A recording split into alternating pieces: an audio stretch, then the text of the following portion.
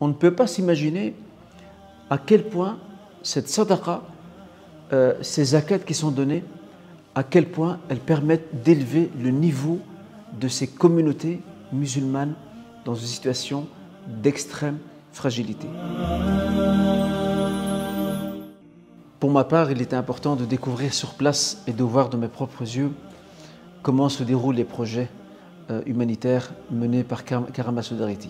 Selon les responsables d'Islamic Relief au Kenya, ils nous disent que l'espérance de vie des habitants de cette région ne dépasse pas 45 ans.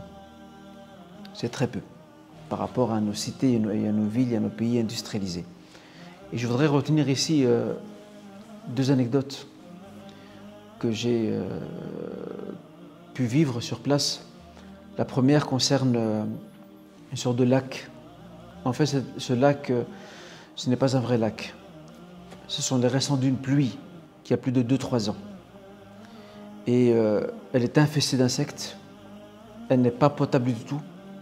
Elle est même dangereuse.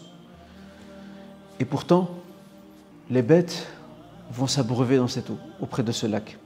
Les habitants remplissent leurs bidons également là-bas, parce qu'il n'y a pas d'eau. Vous savez, l'eau, on l'appelle aujourd'hui l'or bleu. L'eau est un enjeu stratégique majeur. Ce n'est pas par hasard que le Seigneur dit dans le Saint-Coran « Nous avons fait de l'eau toute chose vivante ». L'eau est la source de la vie.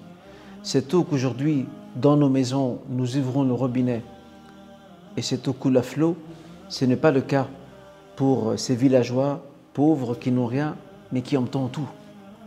Car ils ont leur gentillesse, leur humilité, leur sourire. Ils partagent le peu qu'ils ont. Et c'est là qu'on prend conscience des bienfaits que Dieu nous accorde. Et c'est là aussi qu'on prend conscience de la nécessité de la solidarité.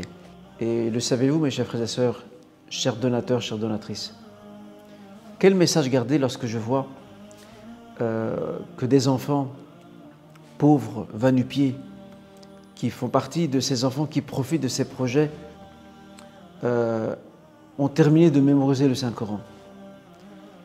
Que dire de certaines jeunes filles qui ont terminé le secondaire dans leur village et qui ont le projet d'aller à l'université dans la capitale, à Nairobi? C'est une sadaqa jariya multipliée.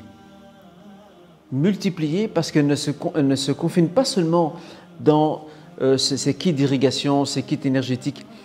Elle a aussi d'autres répercussions et conséquences sur la vie sociale de tous les jours. Les enfants, ça permet d'améliorer leur santé, ça leur permet aussi d'étudier, de s'habiller, d'avoir un revenu digne et décent. Que Dieu récompense toutes celles et ceux qui ont concouru à faire réussir ce projet et bien d'autres.